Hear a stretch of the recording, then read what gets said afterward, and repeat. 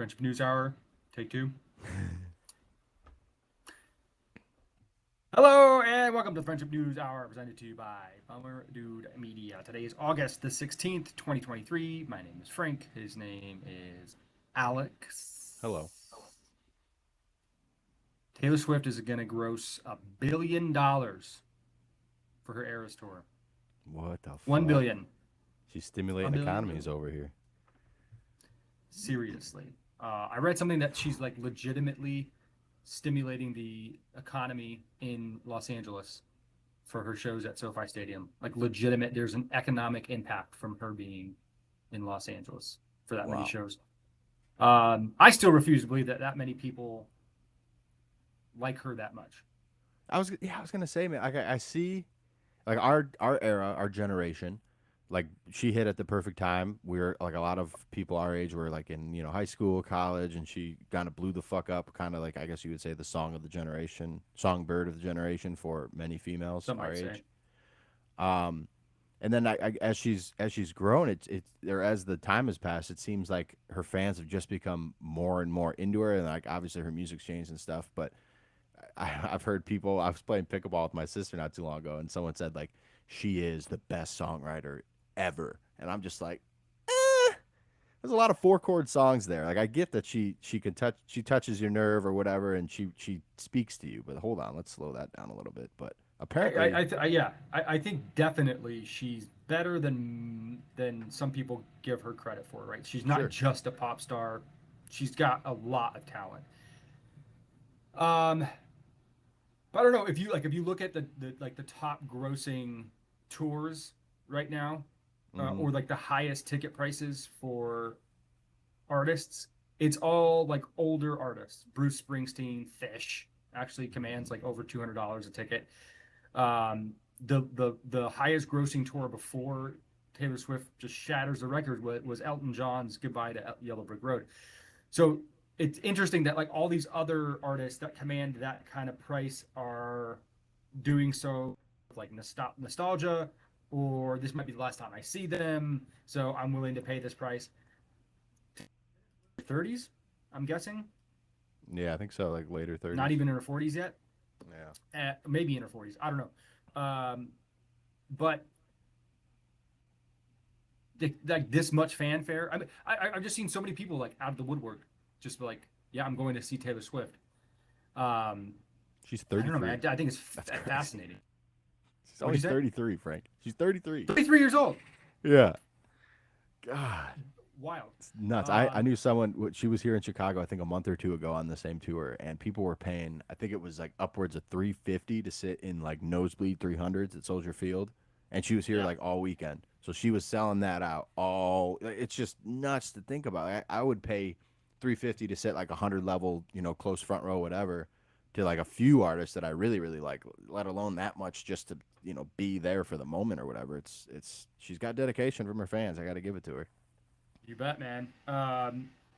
So this Eras tour, it consists of 52 U.S. dates and an additional 54 international shows for a total of 106 shows worldwide.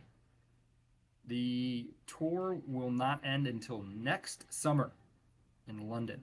Um, each one of these shows, at least in the United States, takes grosses about $10 million. And if you break down the numbers, about 50% of that goes to Taylor herself.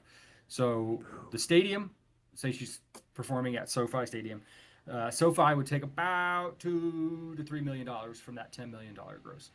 And then she has to pay her staging costs and promoters and everything that it costs to put on the production, which takes about half of the remaining 7 million. So every time she steps on the stage and strums that guitar, she gets paid about $3.5 million Good for profit. her. Good for her, Pretty man. good. Good for Pretty her. good.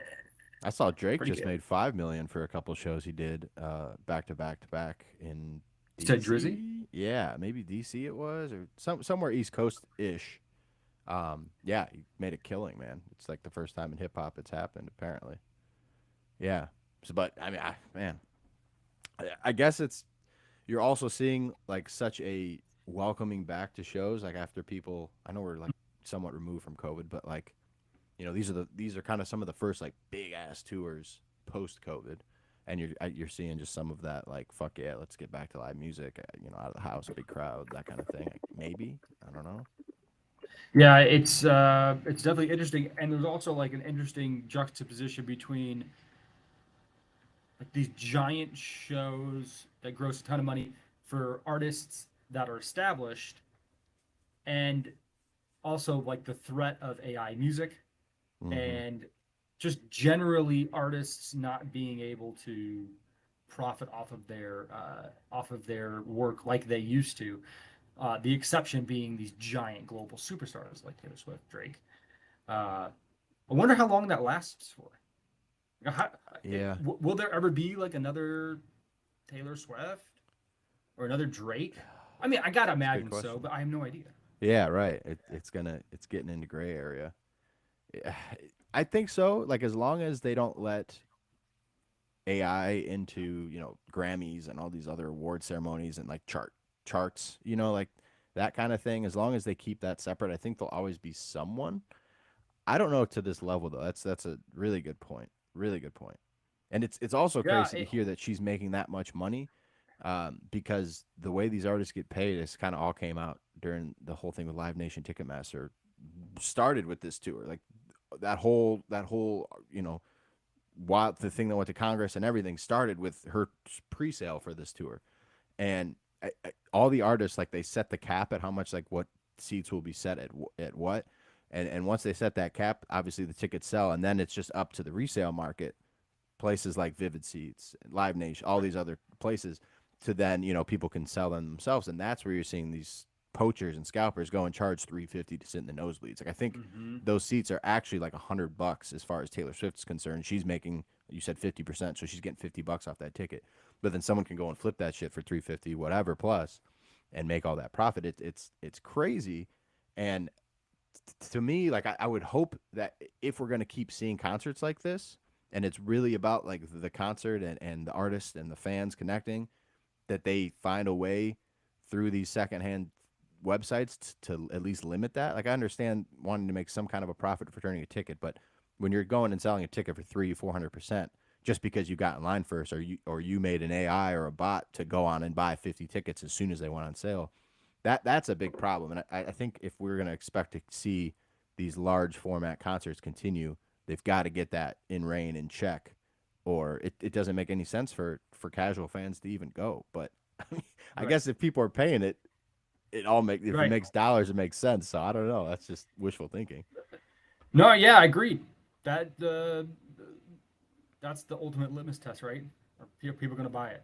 And Hmm. absolutely, people are buying it. I think one of the most badass things I've seen in music or just in business in general is Taylor Swift re-recording her albums Yeah. so that the person who owns the masters and wouldn't release his hold on them basically has no power now, right?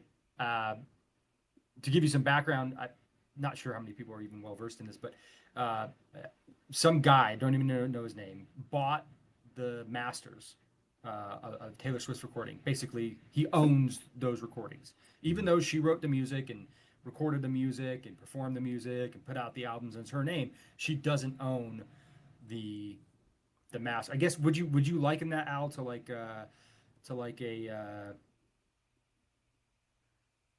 how come I can't think of the name? What was that fad? Those like the Planking. digital copies, huh? Planking. No, no, like what were those things you could buy for with Bitcoin, like the Oh, EFTs, NFTs. EFTs? Yeah, like would you liken it to like an EFT? Somewhat. With music, the way it works is for any song that you hear released, there's a 50-50 split between songwriting credit and publishing credit. And when you own a majority of those, you own like the master to the thing. But really, it's the publishing that people give a fuck about, because that's what you make money off of. That's how you hear a Taylor Swift commercial or music in a commercial, because whoever owns that publishing has the rights to distribute it however they want and profit off it however they want. The songwriter will still make credit. And I think on a lot of Taylor's music, she is a songwriter, but there's also other people always listed. Like with big artists like this, they need a camp of people. So Of that course. like those profits get diluted. But then once you own the publishing, you own everything you really need to make the money with that thing, and you can do whatever the fuck you want. That's why people like Led Zeppelin have held out for so long, and you really never hear their music in commercials because they own those masters and they refuse to distribute them that way. They don't want to their music already overplayed enough. They don't want to continue to dilute their legacy. So yeah, when someone swipes in and grabs all her masters, they really control her music for always. And in some cases, like they can even take the songwriting credit, and she'll like you'll see no money. Like I think it was The Dream. You know who The Dream is? Songwriter for Kanye, like so much hip hop and R&B music, you'd be blown away. He sold the masters to all of his music, and he got a huge lump sum up front, and he'll never see a dime off any of the music he wrote for the last 20 years ever again. So Such a there are different bizarre ways to industry. structure it. It is. It also helps more. It helps people get paid better though. Like I see why they split it between the publishing and the songwriting. Because yeah, you can write a great song, but if no one ever hears it, I mean, What's you the wrote matter? great. Yeah, what's it matter in the scope of the music business? So it Right. makes sense that you'd incentivize both parties, i.e., the artist, and then how it used to be, like the record label, who usually is who owns most of the masters, to go out and distribute and make this person a star, as they have with Taylor. Um, I I Yeah, and I wonder though, as we saw this shit with Marvin Gaye and Ed Sheeran recently, like how is she able to do that legally? It must be because she's like the songwriter on the track. But how is she able to like reproduce that song, although different? It is still like the same song in essence, without getting sued. yeah, I'm really I curious. don't know the details behind it, but obviously it's obvious on the up and up because I think she just did it for the third time. Like she re-recorded either second or third uh, album of Hmm. her of her own, calling it Taylor's version, and uh, I just think it's so badass. Like It's she genius because didn't she she probably got didn't paid lie for the down and take original. it. No, yeah, and she What's probably that? got paid for the original album that she dropped on whatever her record label is. I'm sure she gets at least a percentage of sales, even if she doesn't own the masters. And then this lets her take those same songs that she wrote and make 100% of the profit. Like it's genius, especially with Mm-hmm. the fan base that she has. She's And that's the great. key. Oh, She has a rabid fan base, and so when she hmm. puts it out, fan base is going to support her Right. and play this version of her songs versus the version that she doesn't own. I just it's incredible. It's one of the most badass things I've ever heard. Yeah. It would be like I don't know. It's hard to like even make a comparison for anybody else's uh, job who isn't an artist who doesn't make we get paid. I could write a report that makes my company I don't know, $3 million, right? And I get a cut off of that. But I'm a paid employee. It's my job to do that. And if it happens to do well, then great. Then I get promoted or whatever. But I don't own sole responsibility of that work because I'm a paid employee. Taylor Swift, like every other musician, works for themselves. Hmm. Um, so I don't know. Bizarre industry, but really badass move by Taylor. Yeah. Good for her. Gotta respect it. I don't think I'm gonna pay that money to go see her tour, though. I can tell you that much. No, no, sir. I'm not. I don't know. I take nothing against her. Like I said, I think she's incredibly talented. Just not for me, and that's okay. Um, Hmm. did you know that we've been lied to our entire lives Yes. about everything? That's our show. Um, no, no, no. About maps.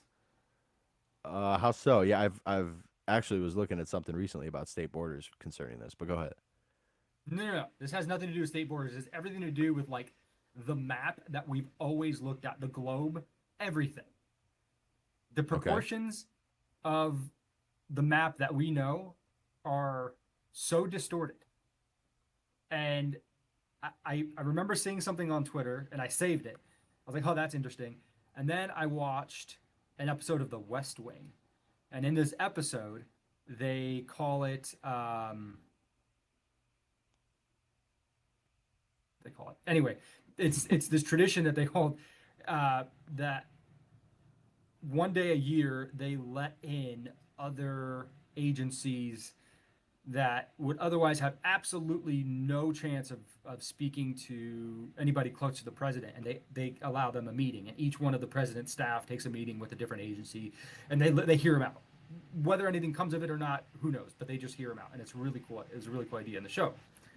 And so these people come on, and they're like, hey, the maps are wrong. I'm like, what do you mean? Like, the maps are wrong. They're like, this is the map that you've always known, and now here is the actual size of each individual country. And I'm going to show you a video right now that kind of describes what I'm talking about.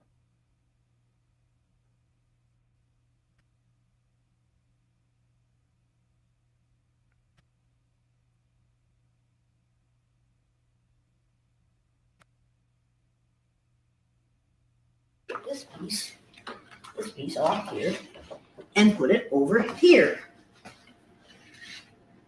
And now you see, the United States is no longer in the middle of the map. Right. Now, I did this with a major record company in New York City, I think in 1970. And an older man stood up in the back of the room and said, "Now, Elliot, you've gone too far." I said, "What's your problem?" You can't do that with the map." I said, "Well, actually, you can." He said, "No, the United States isn't in the middle of the map anymore." I said, "The United States never was in the middle of the map. You need to realize this depends on how you draw your map." And then I pointed this little fact out to him. South America is actually 9 times larger than Greenland. Mm-hmm. Even though it doesn't really look like it. No, it is. South America is actually 9 times larger than Greenland. It's crazy. Now, according to your social studies teachers, what is the equator? Halfway between the North Pole and the South Pole on this map would be right about here. Right. And that means that Iowa has a semi-tropical climate. I've Well, you've been in Minnesota in the wintertime. been in Iowa too. It's definitely You know that it doesn't have a tropical climate. So you have to then introduce a real version of the map of the world. I think this is the one.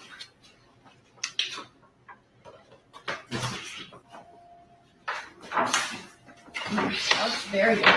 The Peters projection map. The sizes on this map are right.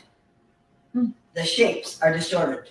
Wow. Look at Greenland on this map. Right there. See it? Yeah, it's really tiny. See how small that is? Right. Look at it on the Mercator projection. So why do they do that? I don't understand. Why? Because the Pope commissioned Mercator to make a map that shows the spread of Christianity. So all the countries in which there are predominantly white people are larger than those in the southern part of the world, halfway between the North Pole and South Pole. Mm-hmm. Now, if you have children going to school and they're seeing this map, Right. I have heard that before with how big like Africa is, and then the Greenland example. Fascinating. Yeah. Fascinating. Absolutely like zero representation of what the actual map really looks like. In the show I was watching, they actually took it a step further and they said, what if the North Pole was actually the South Pole? I'm like, what are you talking about? Go, well, it's just how you draw the map, and they just flipped it upside down. And they were like, look, Oh, like there's like nothing that says that the North Pole is the North Pole and the South Pole is the South Pole. It's just how we've oriented ourselves to the way that the globe looks. And I guess for simplicity's sake, that makes sense, and it's easy to digest. But yeah, like never knew. I never knew we could be looking at the map and it was a completely like distorted representation of what actually is going on. That's a distorted representation. I saw recently. How many sides does Colorado have? In your estimation? Sides? Mm-hmm. Like sides of the state? borders? Mm-hmm. 4? That's what a perfectly normal person would think. Actually has 697 sides. Because when the 19th century excavators were going through and doing the borders for all these new U.S. states as they were coming in, they didn't take into account the spherical shape of the Earth, and they were just going straight north, basically. That was their job, go straight north to hit. I think it's Wyoming that's up there. But they didn't take into account the curvature of the Earth and realized this, I think, about a quarter of the way through. So then they started doing like little jaunts of like 500 feet to try to get back to what they thought was the pole. And as a result, it has 697 sides, which makes the shape of this state a hexa, hecta, enia, canta, chi, heptagon. So just a little fun there. That is not I something don't to lie to people. It is more just a large mistake that was made by these early because if you excavators. look at the map, it looks like it's just 4 sides. Uh-huh. But that whole west coast is just a little jumps in and out. Some as much as 3,000 feet. But That's pretty funny. isn't that wild? I never knew that before. But that's not a lie. That's just a mistake. So humans have made mistakes for centuries and will continue to do so. There's anything right? I guess there's nothing wrong with the way that it looks now. The map, right? Like does it do a disservice to anybody? I don't know, but it just seems odd that that's how it's presented. That's how and it makes me wonder, like, do other countries have different maps? Mm. Do other countries understand the globe differently? I gotta imagine so. You would think If, so. if there's enough people in the United States that can believe that the Earth is flat, then I'm sure there are people outside of the United States that can believe that the globe looks different. That's very interesting. And it all comes back to religion, man. They're lying to us. I know. What the heck? One more kind of oddball story before we get into the meat and potatoes. Um, Doctors had put a genetically modified pig kidney into a brain dead person, and that pig kidney has worked for 32 days and counting. Wow. Wow. That's a good Montgomery way to and test that. That's genius, right. actually. I was thinking the same thing. I was like, it's kind of crude, but I mean, if you're gonna test it, right, and somebody wants the legacy of their loved one to be something of great importance, donate their still warm body to science. Um, I think that would be cool. I would sign that paper. Are you an organ donor, Frank? I am. You betcha. Yeah. It's crazy. It's a great thing. Same here, But I Yeah. know a gentleman whose job it is to do the excavating once someone passes, and it sounds Oh, really? crazy. Harvest Dude, organs. they hollow you out. You're empty, Mm-hmm. and they like basically stuff you so that you can be buried. But it's like, you're saving life with every single one of those organs. You're saving somebody's life. It's like, why wouldn't you do that? But it's just weird to think. I mean, you don't need that vessel anymore once you've left this earth. But it is weird to just think about everything that is you being hollowed out and dispersed across the world.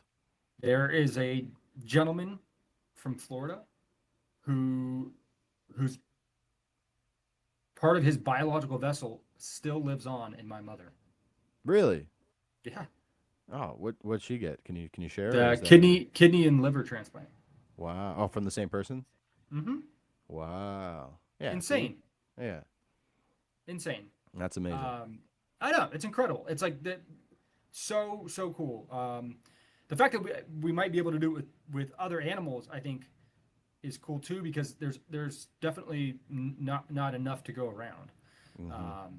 My mom had to go to Florida actually to get these transplants because California would have taken too long. One Dr. Robert Montgomery and colleagues at New York University Langone Health Center in New York City transplanted the pig kidney into 57-year-old Maurice Miller on July 14th.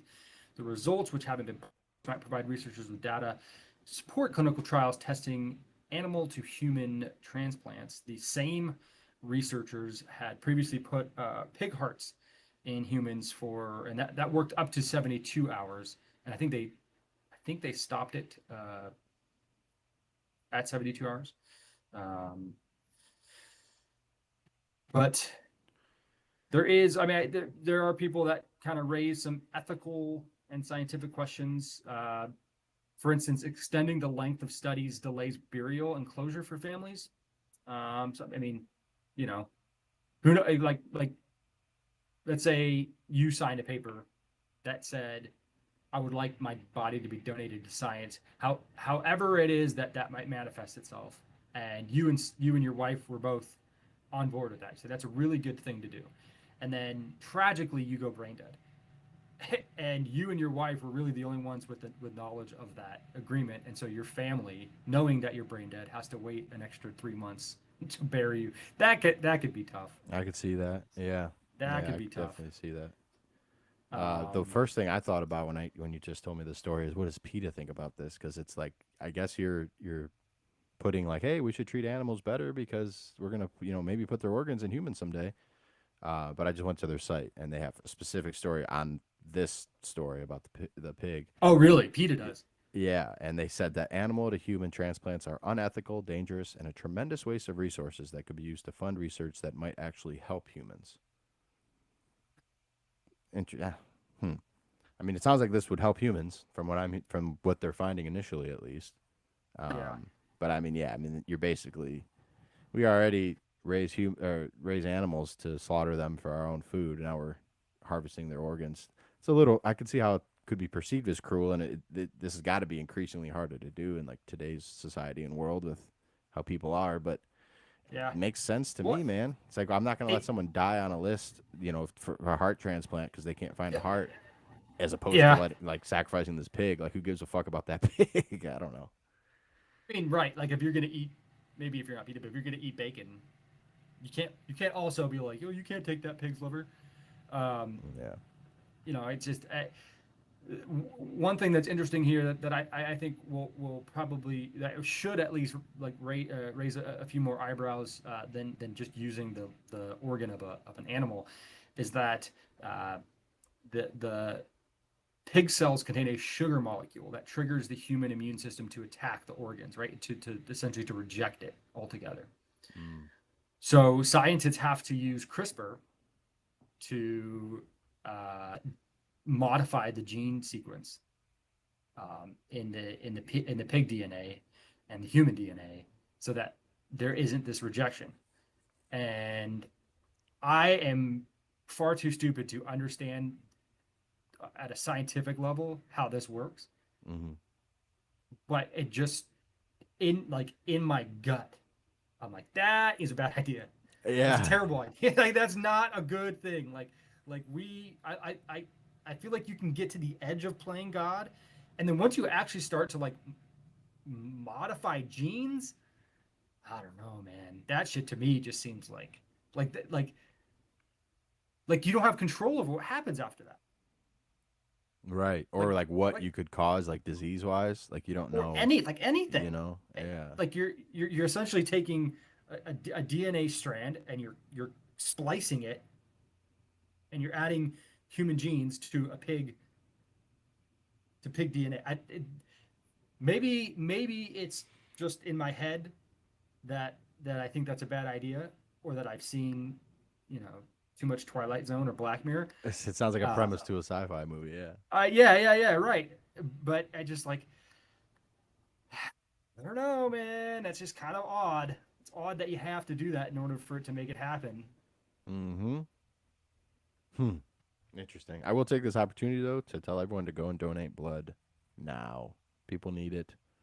I'm O negative, so I get harassed by the blood people all the time. But I actually enjoy going in there and giving the donation every few weeks or whatnot. But definitely is one small way you can help people. So that is my recommendation of the day. This is true. It's actually good for you. Like other than you being a good person and donating blood, it's actually good. There are studies and theories that women live longer because they shed their blood Hmm. on a regular basis, where men don't do that. Wow, that's Uh, fucking crazy. I never thought about that. right. But Ah. if you deplete your blood stock, then your body's forced to regenerate new blood cells.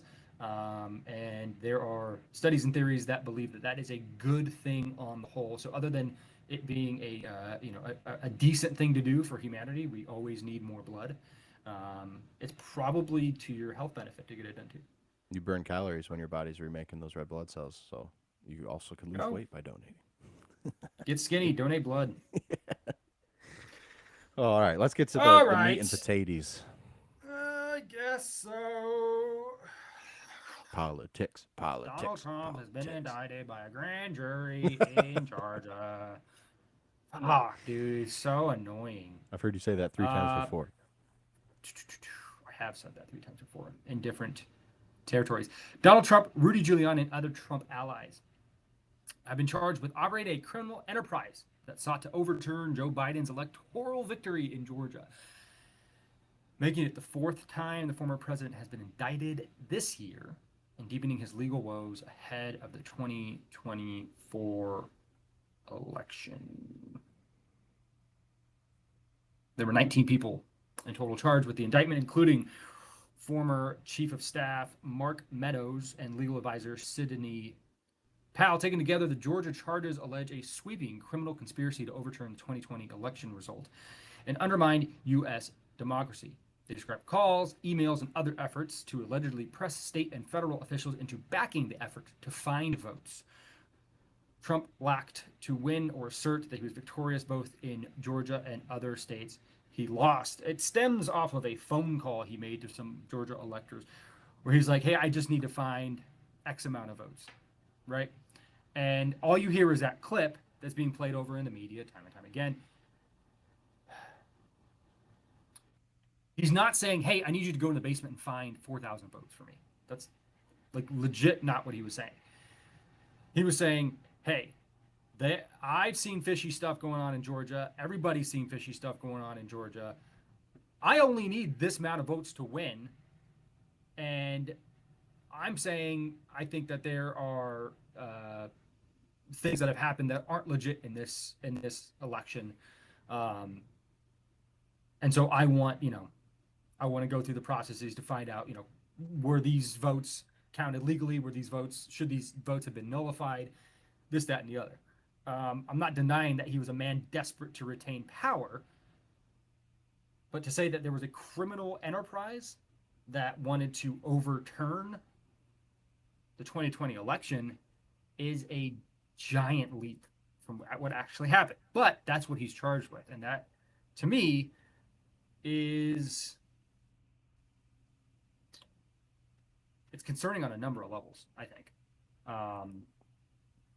What's more 2023 than Donald Trump and Young Thug being arrested in the same state for the same crime? Being bunkies? Yeah, dude. That's this one seems like one of the bigger stretches to me. Seems like he's going to have a lot of hurdles to jump through, and I'm sure that that's the point. But it's just I don't understand how you liken the two. Like, Thug is accused of murder and drug trafficking and all these other things, and there's still a chance that he might get out. And then they bring a charge like this against Trump. It's like, that can't stick. Like, there's no way it's gonna stick. This dude's not a mafia leader, vote swayer guy. He was he honestly was just trying to hold on to power, like you said, and trying to find any avenue he could to do that in an election he thought was rigged, fraud, whatever. But to liken it to a RICO case is just a stretch to me. And then it also came out this week that the lady that's leading that RICO chase against Thug and Trump now was smashing one of the high members in YSL and in Young Thug's crime organization as she's pursuing it. So I had heard that. That might fall apart based on that right there. It just might. The DA's office has alleged that since Young Thug and the members of YSL and YFN crews had been locked up, murders in Atlanta have gone down 35%. Oh my God. That is crazy. Look, correlation is not causation. The murder rate could have gone down by 35% for any number of reasons, but it is interesting. Yeah. It is interesting that that's the catalyst there, or at least that's how we're looking at it. I don't know. I thought that was pretty interesting. Yeah, man.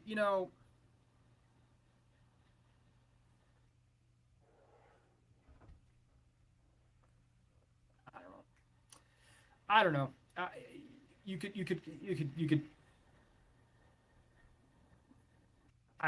To me, this is political assassination in broad daylight. That's how I see this. I can't see it any other way. It's desperation from one side for sure. Trying to find anything that, throw a bunch of shit at the wall and see what sticks. And yet, the man that they're doing this to currently leads the Republican primaries at a rate of, what I'm seeing, these are real-time results, 52.7%, 53.7% as of today. And the next closest person is Ron DeSantis at 14.7. It's like his core voters aren't being shook by this. There might be some fringe voters that maybe sway on this, but it's like, I think a lot of people are seeing like the ineffectiveness of the current regime and like the political assassination that they're trying to do to this guy. And I don't think that many people will actually be swayed when it comes time to vote. And if the Democrats actually choose to run with Biden, I think it's on the wall, bro. I don't think Trump has any problem beating them at all. Like even with 4 indictments open or whatever against him, like it's wild. Unless he runs out of money, right? I think it only strengthens him. I don't know. One guy that I've kind of been paying attention to more. I'm just kind of sick of all the Trump shit, and it looks like he's going to be the nomination.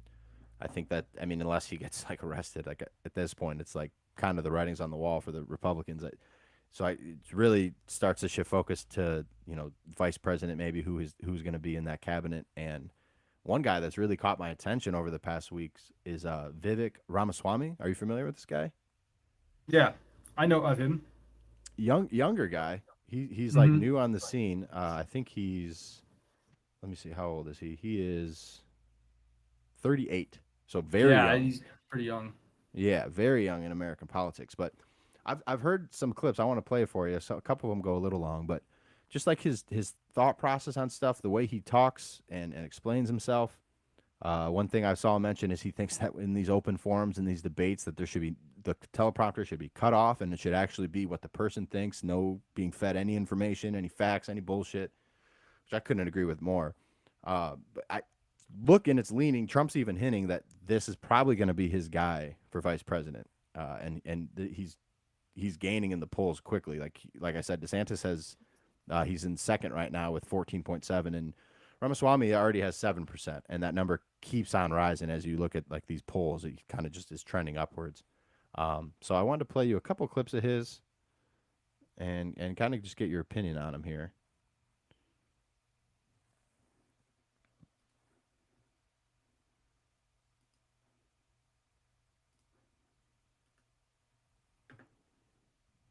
Let me know what you think. Do you think it's normal to be gay? And do you have any problem with people being gay? And then Can't hear it. You can't hear it? Mm-mm. No audio. Oh, man. I think we'd figure this out by now, Frank. I think I would have figured it out by now. Radio. While you're pulling that up, just a quick thought on what's going on with Trump right now. I think one of the things that we've, as a society, been one of our high crimes is that we've accepted the story that was presented to us from day one about Trump or about January 6th or about any of the things that he's accused of. I think that's the only way that you can get 4 indictments on a former president like this and not lose the entire political base for like such weak crimes. Yeah. Anyway, you got it ready? Yes. Here we go.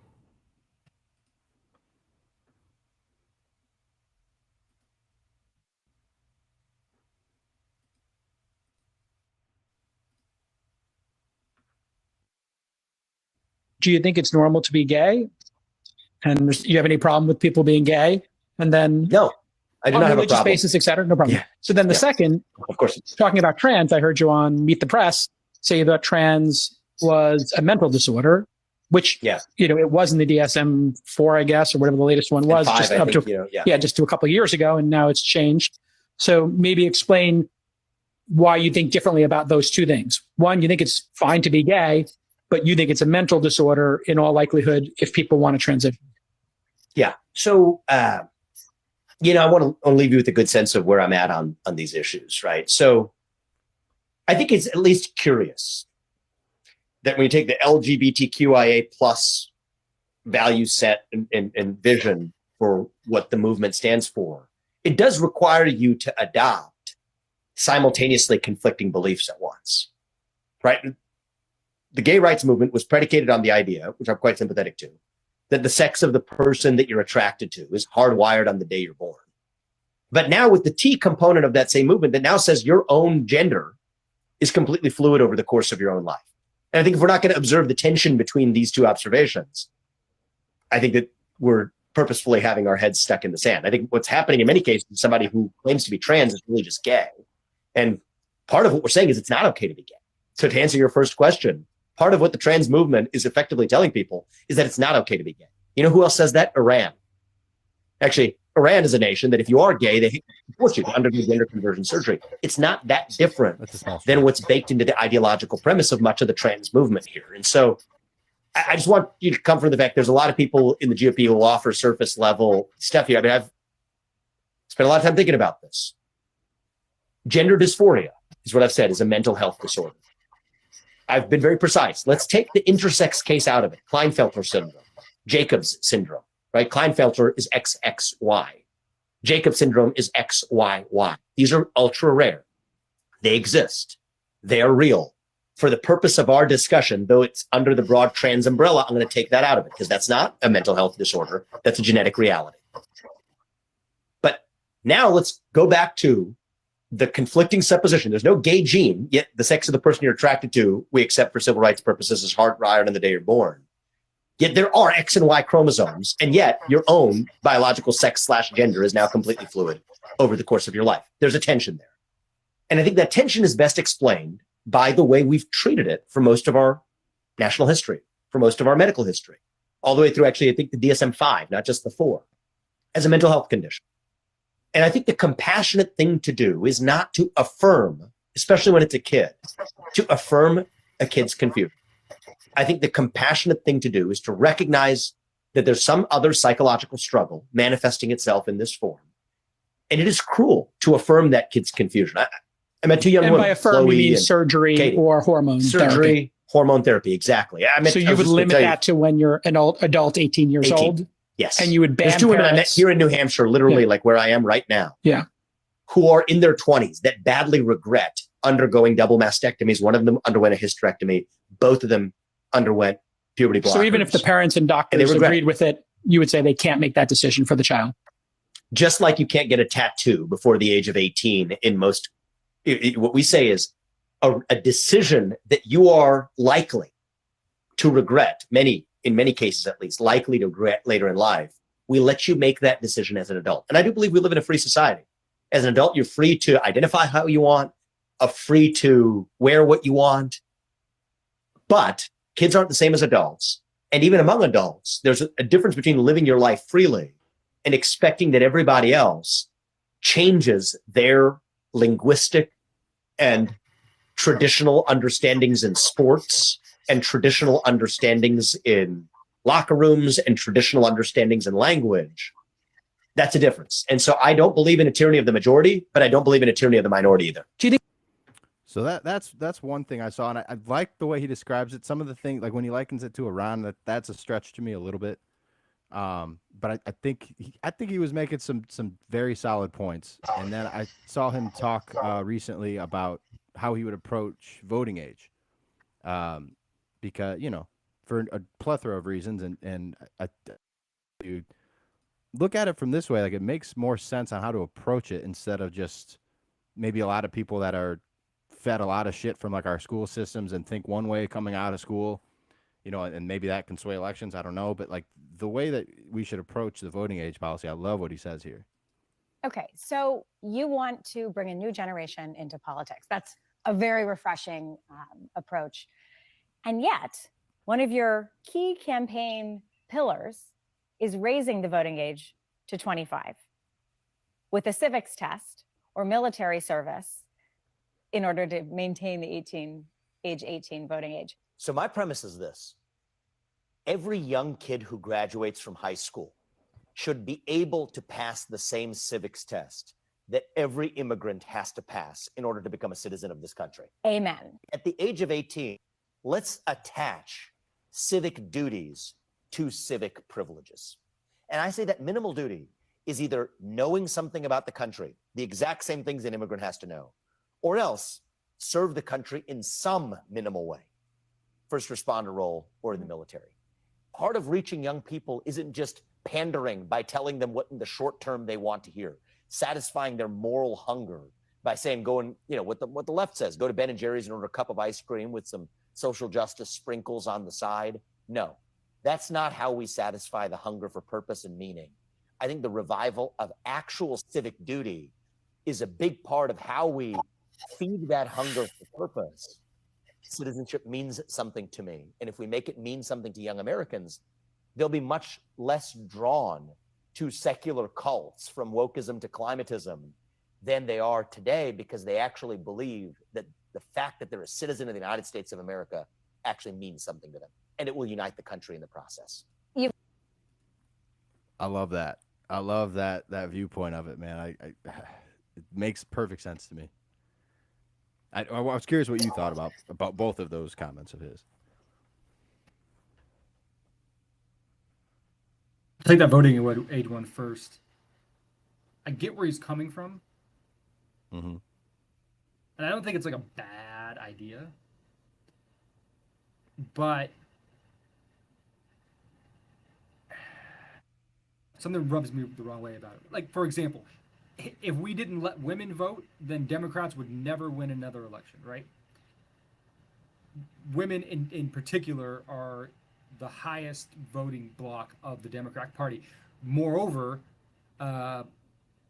women who are 45 years and younger with no children almost exclusively vote Democrat. So like everybody who attends a Taylor Swift concert, for example, is a Democratic voter. If we didn't let those people vote, the Democrats would never win another. That's essentially what he's saying. If we didn't let dumb 18-year-olds vote, the Democrats would never win another election. That coded word is what he's saying. I don't think it's a bad idea that kids need to have some sort of civic responsibility or civic duty about them. And I do think that there are far too many stupid children voting in elections that are just kind of checking a box because of emotion or whatever. They're woefully uninformed of the election that they're voting in, or the candidate, or anything really of the consequence of their vote. But like, good luck. I mean, good luck trying to change that. Yeah. There's Well, no and he's way. not saying There's, like, don't let them literally- vote. He's just saying they need to pass the same test that like an immigrant would pass if they want to vote, which, do you really understand anything about your country, or are you just voting with passion or with, a specific ideal in mind instead of the bigger picture? And then what's like to that. stop a dumb 28-year-old or a dumb 45-year-old? What's to like? No, nothing at that point. How many- Nothing at that point. That's true. Yeah. How many adults can pass the civic test? I get what he's saying. Start at the bottom. If you want to vote at 18, you have to know that. But that's I don't know. That's shaky ground to me. That can turn into a lot of other things, I think. Okay. So how do you feel about his views on LGBTQ? Whatever. Clip we just saw. I honestly, I could give a shit less. Because to me, it's just words. Yeah. What is he gonna do when he's in a position of power, and he has an opportunity to actually do something to protect children? Is he gonna take it? I don't know. Donald Trump had this House and the Senate, and 2 weeks into his presidency, he told America he was not going to prosecute Hillary Clinton for the crimes that she's committed against the United States. Pretty much He what had he ran on. full power. What's that? Pretty much what he ran on too. Yeah, he had full power. He could do whatever he wanted. And now look at him. He's indicted 4 times. I don't like these messages to me. It's just words. I don't care what anybody says about LGBTQ rights or about trans and fuck. He literally said, "Hey, you know who else trans people are like? The Iranian government." Like, what the fuck, dude? Weirdo. I don't know. I like him. I like a lot of the things he says. what are you going to do when you have power? The only person that's running for president right now who has shown me that they will actually do something constructive when they have power is Ron DeSantis. But he's as big of a goober as anybody. Trump had power. What did he do with it? The cards were stacked against him, but he had power. He did nothing with it. Turn the economy around. That's not a small feat. He tweeted. That's what he did. He tweeted. He could have done a lot. And he was too scared to piss people off. Nobody was ever afraid of Donald Trump. But people are afraid of Joe Biden because it's not Joe Biden. It's his administration. Because they're willing to use raw power against their political opponents. And they've shown it to us 4 times. They are not scared to take raw power and use it. It's the only thing that matters to the Democratic Party is raw power. And they have it and they use it. So if a Republican's going to run for president and they get in power, are they going to use it? Are they going to use it? That's all I care about. True. I just like to see someone who's not like a career politician, let alone a politician at all. This guy has no like political background as far as that's concerned. So I think it gives you some of the refreshing viewpoints of like someone that like of a Trump that is not entrenched in very much at all. I mean, I'm sure through corporate world he's somewhat entrenched, but it's just refreshing. When I hear him speak, I could play you clip after clip. I like the way he's composed. He explains his viewpoints well, which makes me think that his policies would be thought out. Not that no politician's gonna go through with everything that they say, but I think he's a refreshing breath of air, and we're starting to see that reflected in the polls as he keeps climbing. And Trump's gone on record a couple times, like praising this guy and saying that he's looking. He hasn't obviously said who his person would be, but he's high on his list, so he's doing something right, man.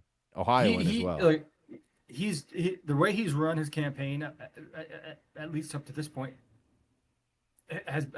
he's been doing the right things, saying the right things, reacting to events in the news and political events in the way that you would hope somebody in his position would, right? Juxtapose that from Ron DeSantis, who's just basically flubbed every opportunity. He's just been the biggest goober in the world during his run for presidency. But he has results to stand on from what he's done in Florida. I'll give him that. He's the only politician worth his salt that's running for president right now. That's have proven that he's willing to protect people's freedoms. He's the have only any one. of them done this though? Because I can't see Trump, Ron DeSantis, or Joe Biden doing what this man did recently at the Iowa State Fair. He opens his mouth, but the words won't come out. He's joking now.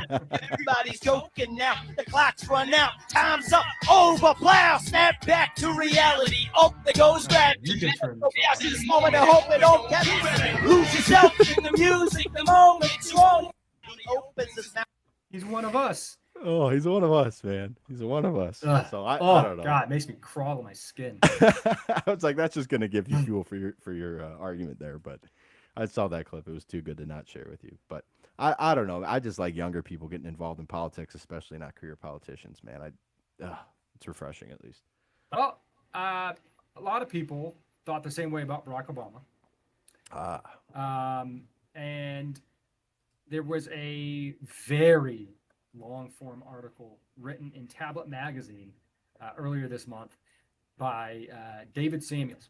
And it's like one part editorial, one part interview with David Garrow, who is the preeminent biographer of Barack Obama and also the Reverend Dr. Martin Luther King.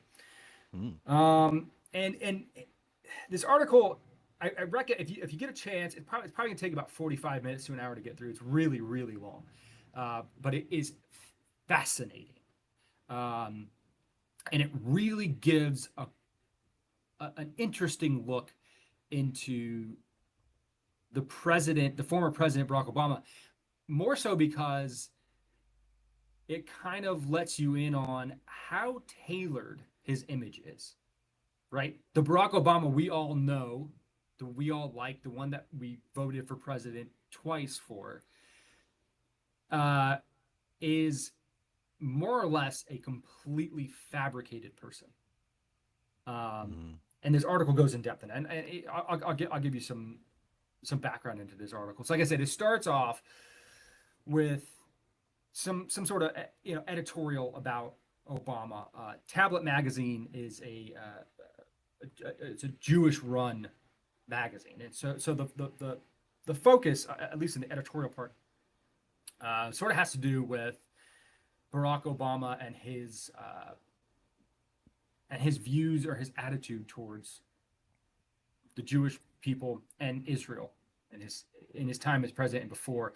And it talks about an ex-girlfriend that he had, and when he was dating this woman whose name was Sheila Miyoshi Yeager, they broke up after an explosive fight.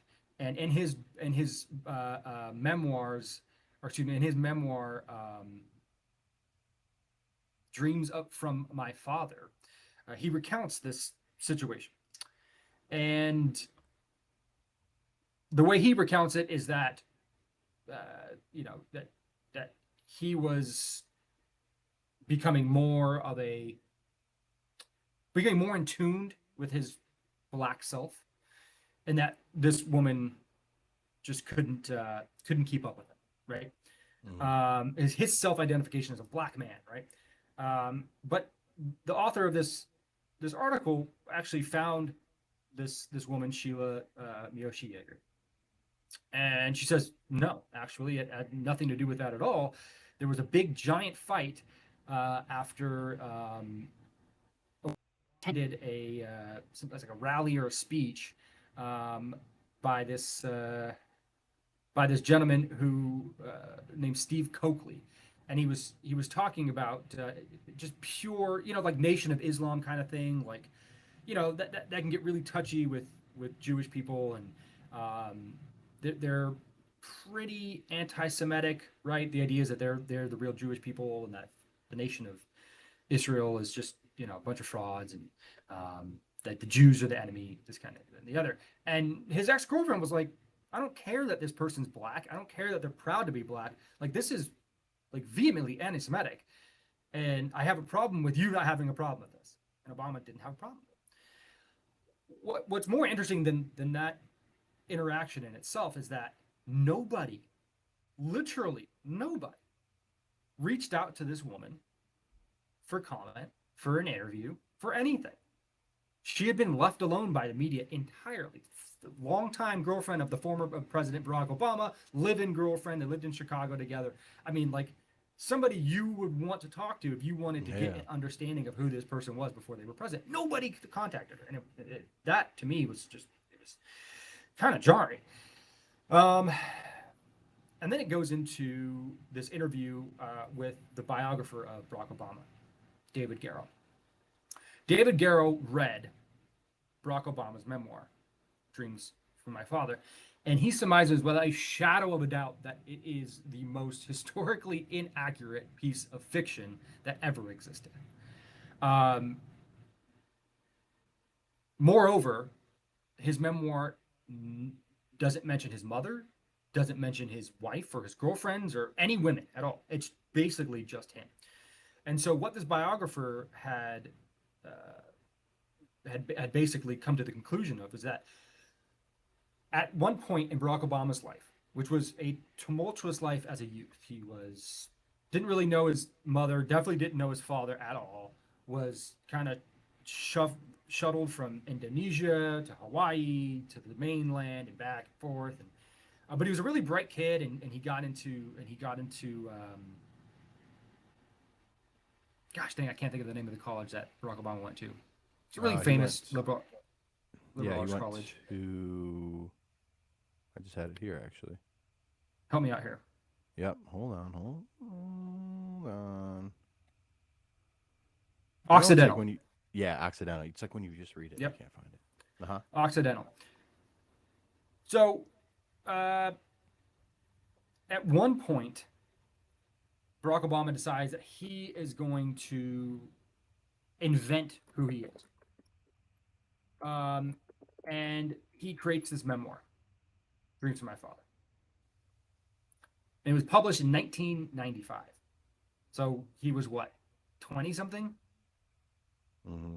He's like not old in 1995. But he writes his memoir and he publishes it, right? And this becomes the cornerstone of Barack Obama. This becomes who he is as he begins to get into the political limelight. This biographer also makes this determination that, because he had also been the biographer of Martin Luther King, and he said Martin Luther King had no choice but to be black, and Barack Obama chose to be black. I thought that was such an interesting comment. Think about his upbringing. Raised by his mother and his grandparents, his father was the only, real black presence in his life. His attachment to black lifestyle really was from his father, who was Nigerian, who left his family to go live in Africa when he was a kid, and so like his attachment to Black America. I mean, other than the fact that his skin was black, his upbringing, from by all accounts, had nothing to do with black culture at large, right? He wasn't raised in that, but he made it his choice to make that who he was. I'm not saying it's a bad thing. I just think it's interesting that his biographer said in no uncertain terms he chose to be black. That's interesting. And then this author raises another interesting question. Why is it that Barack Obama, after leaving the White House, bought a house in the Kalorama neighborhood of Washington? He's the only other president in the history of the United States to remain in Washington after their presidency, other than Woodrow Wilson, who had to do so because of medical issues. So he buys this mansion in Washington, D.C. And originally the explanation was that he didn't want, he wanted Sasha, his daughter, to remain in high school. But she graduates high school, I think in 2019. They still stay in Washington. She's already out of college. They're still in Washington. They still remain in Washington. He raises the question, why is that? What is it that Barack Obama has to do with Washington now that he's out of the presidency? This author goes so far as to say that he's actually the one that is pulling some strings. He's still playing politics. He's even said to Stephen Colbert one time that if he could stay in his basement in his pajamas and have an earpiece to a figurehead in the White House and kind of pull the strings, that he would want to do that because he finds the work fascinating. But the reason that he brings this up is because of the thousands of reporters that are in Washington, D.C., not a one of them is tracking the former president or who's coming in and out of his house or investigating why he's still in Washington. The whole point of this article is, why is it that we've taken at face value who Obama is and never investigated his claims of who he is, never investigated his memoir, never investigated this life that he's fabricated for himself, this image that he's fabricated to the American public. It talks about some love letters that he wrote to former girlfriends, where he's described multiple fantasies with having sex with men. I'm not saying it's a bad thing to be gay. I just think if that's public information, it's wild that we're just learning about that now. Like this isn't a revelation that came out in 2023. This has been known for a long time. It's in the article it's in the love letters live in Oberlin College, maybe not Oberlin. They live in some university where you can go and view them at any point. Yeah, and it's it's been that Emory way University for in Atlanta. Where is it? Emory University in Atlanta. Yeah, I can give you his exact words from that letter if you'd like to hear them. Please. In regard to homosexuality, I must say that I believe this is an attempt to remove oneself from the present, a refusal perhaps to perpetuate the endless farce of earthly life. You see, I make love to men daily, but in the imagination. My mind is androgynous to a great extent, and I hope to make it more so until I can think in terms of people, not women as opposed to men. But in returning to the body, I see that I have been made a man, and physically in life, I choose to accept that contingency. So it sounds like he jacks off to gays. I don't know. Who cares, I guess, but it's just weird.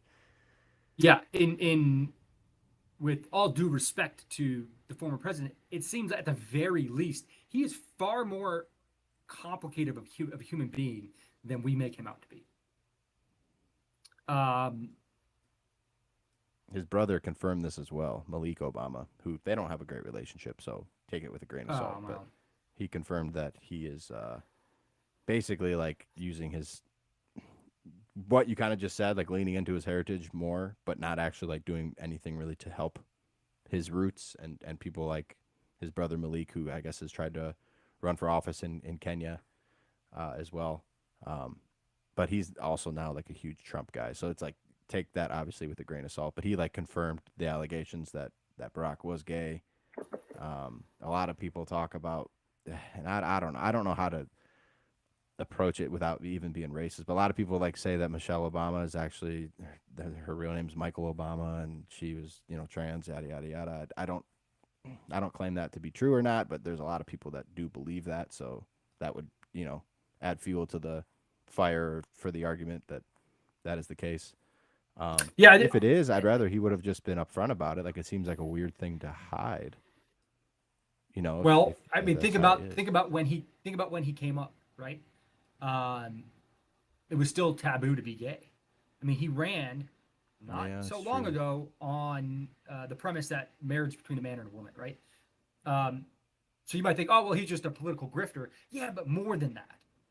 More than that, it seems to me that that Barack Obama was focused solely on power, and the only way to get into power the way that he has was to tailor his image so well and protect his image so well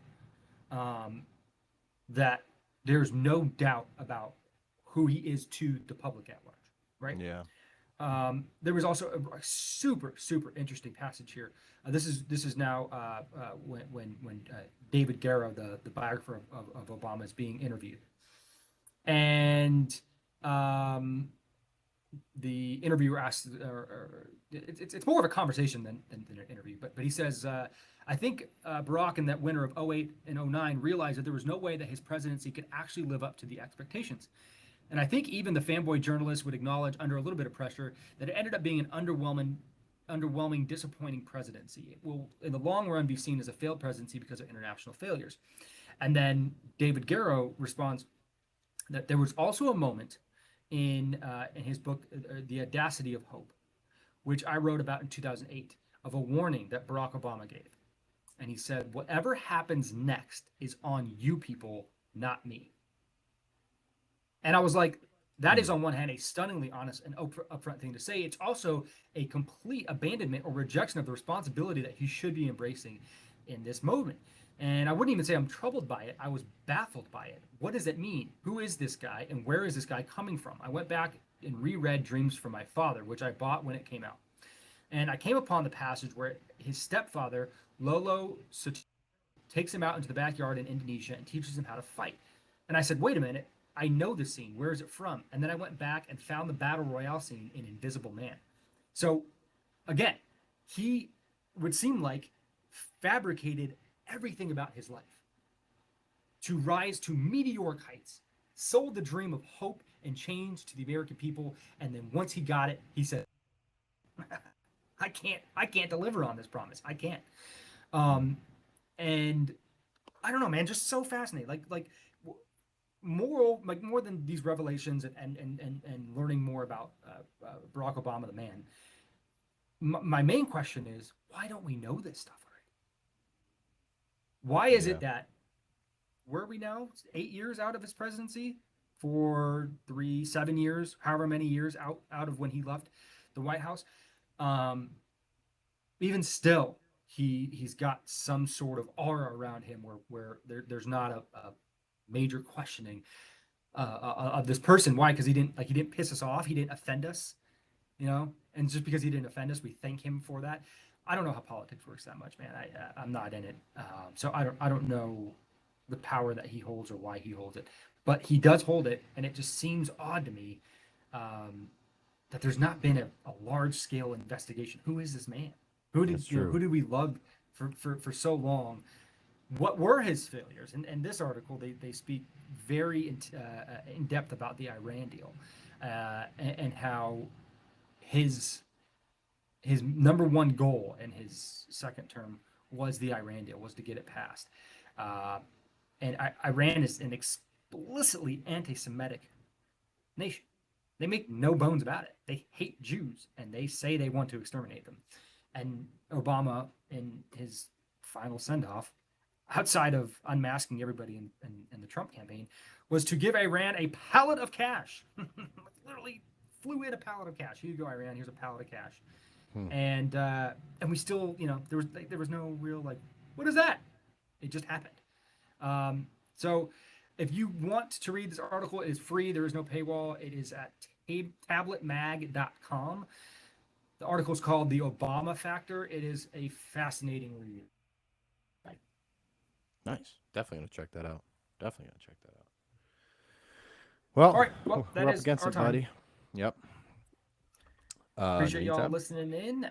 If you want to reach out to us, you can send us an email at bummerdude.media@gmail.com, bummerdude.media@gmail.com. You can find us on Instagram and TikTok at Friendship News Hour and on Twitter at FriendshipNH. Please drop us a review.